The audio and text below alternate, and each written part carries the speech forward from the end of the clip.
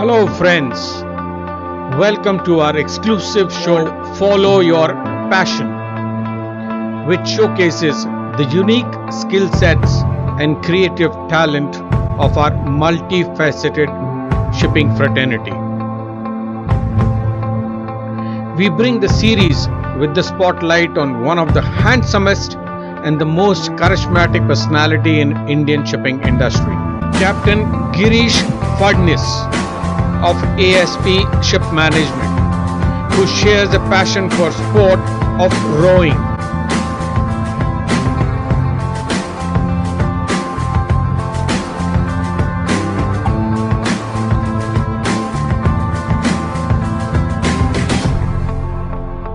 Captain Phadnis, first of all, a big congratulations in the Indian rowing team at the recent Asian game has won 1 gold and bronze medal. So big congratulations on that. Yes, that was a good performance. And you see, any sport winning a gold medal supersedes all the other medals that we win, because it's the gold that takes the count for the country in the medal tally. So that one contribution from rowing for that 1 gold medal, of course, it was very good. As the Secretary General of the Rowing Federation of India, indeed it's a big responsibility. But if I can ask, what exactly is the role or involvement you have when it comes to the preparation of the entire team? See, when you say you're the Secretary General, you're basically the office bearer for the Federation. This is not for rowing, this is for any other sport. So between the President and the Secretary, the complete formation plans are made at that level. So that's the position which has been entrusted to this post. It's not me, it's the post. And everything that happens during the tenure, which is 4 years we have, we are responsible for it, good or bad. Going down by the memory lane, when was the first time you realized your love for rowing? It goes back into time. We were kids living in Calcutta, and we could see the boys rowing at the Dhakuria Lake, and we were shooed off by the Darwans. We were very young guys that not allowed to come in. It was 1970 that I started rowing. Finally, one of our family members came from the services, representing services for a championship, and we got him to take us in. So I started rowing in 70. So that's quite some time back. Did being a part of Merchant Navy help you to discover the love for rowing? No, not really. I was 12 years old when I started rowing. So there was no question of a career or anything. And I had won my first senior national before I went out to sea. So it was something which was there in my life, and because of the shipping career that I chose finally, I had to give in a lot of breaks, because this career you have to be out at sea, and any sport, not rowing, you have to be constantly involved on a day-to-day practice. But I used to do both, I used to manage both from a very young age, and I continued because I went for the Asian Games in 1982. So that was almost 10 years after I started rowing, and I joined the ships in 77 as a cadet. So you have to plan, you have to chalk out what your requirements are. I had to give up 2 years of my career because I wanted to get back into rowing, and that's what I did in 81 and 82. How difficult was it to manage both the things at the same time? It's not a question of difficult, it's a question of what do you want in life. It's your priorities. If you have a passion, that's what I tell all the youngsters when I meet them at different forums, that if you've got a passion for something, don't let it go by. I mean, the choice is yours. What do you want?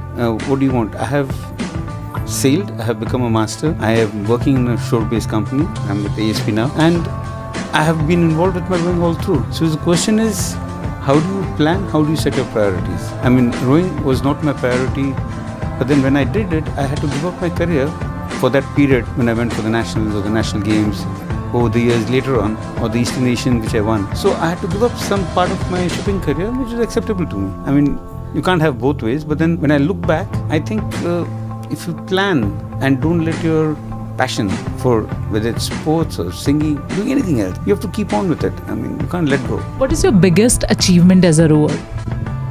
Oh, my biggest achievement is standing in front of, rowing wise, because of my shipping career, I have had a lot of breaks. But then I feel contented when I say I've represented the country, I've reached the finals of the Asian Games, or won the Eastern Asian Championship, the nationals, the national games. All that is fine. But the pride is when you stand in front of millions of people and when you see you're involved somewhere and you see the country's flag going up. It happened in 2010 when I was the manager and team leader for the Asian Games for the Indian rowing team, and we won the gold in 2010. That results were comparatively better because we got 1 gold, 3 silver and a bronze. And then again this year I was the Secretary General, so I was there with the Indian team again, and we won a gold in the quadruple sculls, which is a fabulous feat to have done. But we should have got more. We were expecting at least 6 medals this time, but then happy with what we have. Being a part of Merchant Navy, how can we encourage our cadets to take this sport seriously? Any sport, I wouldn't say rowing or anything.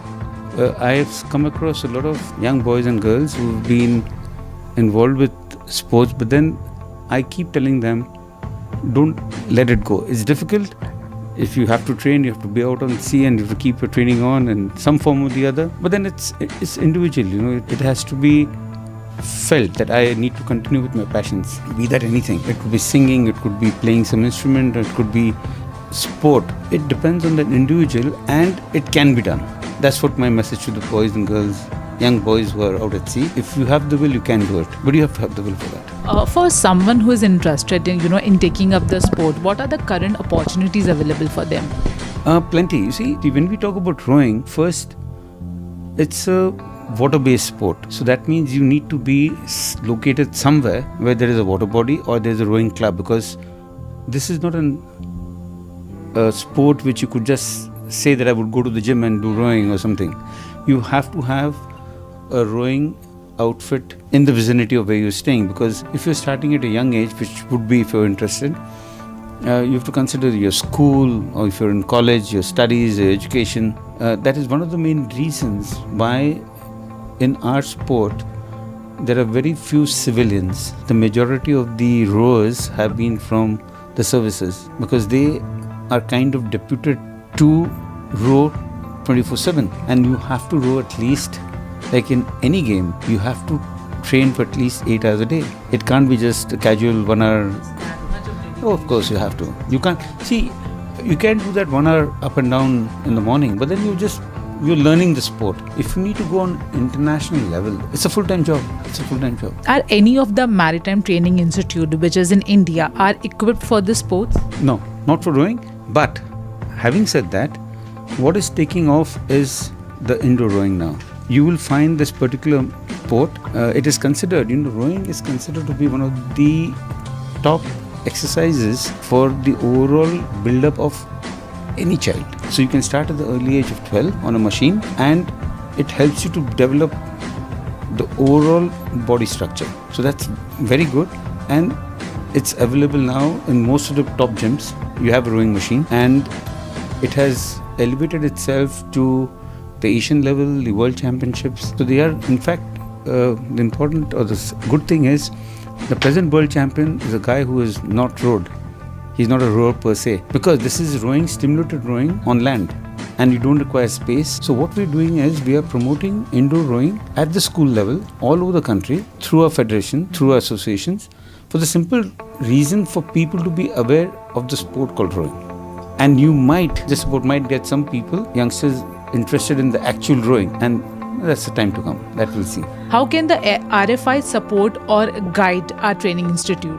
If any of the institutes has a water body where we can have board and the equipment, we have schemes where we can support them by giving proper trainers, because that's one thing which you require for any sport, and that's what we develop in our system. People who have rowed at international level, they get into coaching, so when they give up rowing or when they finish with their rowing career per se, they get involved into training of youngsters in various states, and we have a lot of these young boys who are now converting themselves into coaches, and that is what is required, because then only you can spread the sport as such, because this sport it's an expensive sport, because the equipment is expensive, and we are looking at people, the companies in the CSR activities to come and support sports, because when we talk about sponsorships, we're just talking about cricket and hockey and tennis or sports which have publicity, but they have to start looking into sports, because these are the sports which are getting medals and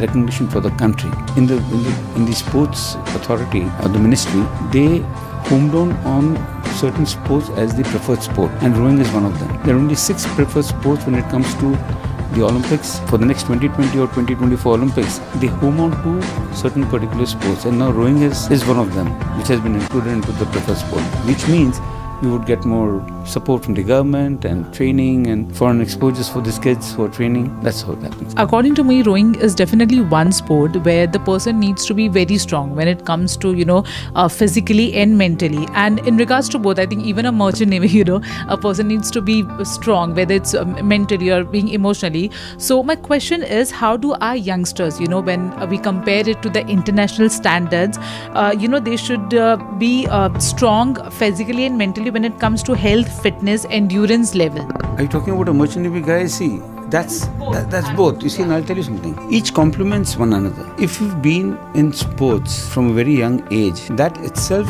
makes your mind work towards this basic discipline of life. And then if you have joined the merchant navy, it complements it. Even though you're out of the mainstream, but it complements.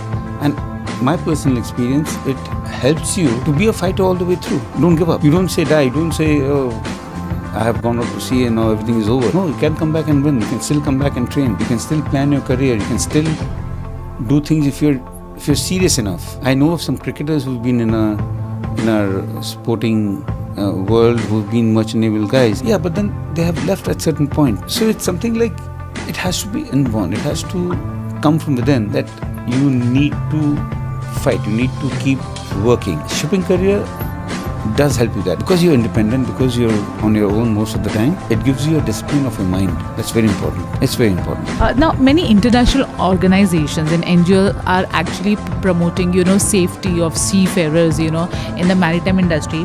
But I wanted to ask that what measures can be taken to further encourage an environment of healthy sporting events on the ships? See, this is what the discussion has been going on.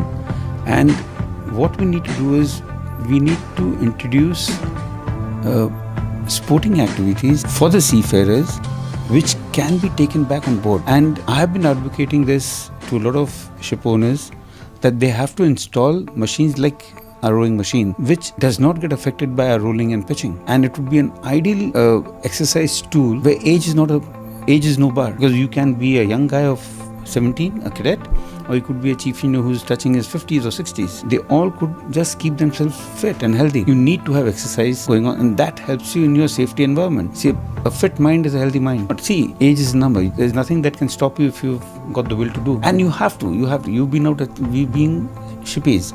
You cannot not do something to keep yourself fit. You don't last in the system. Your message to the Merchant Navy training institutes and young cadets, in order to pursue this sport, to bring India on the world map as far as rowing is concerned?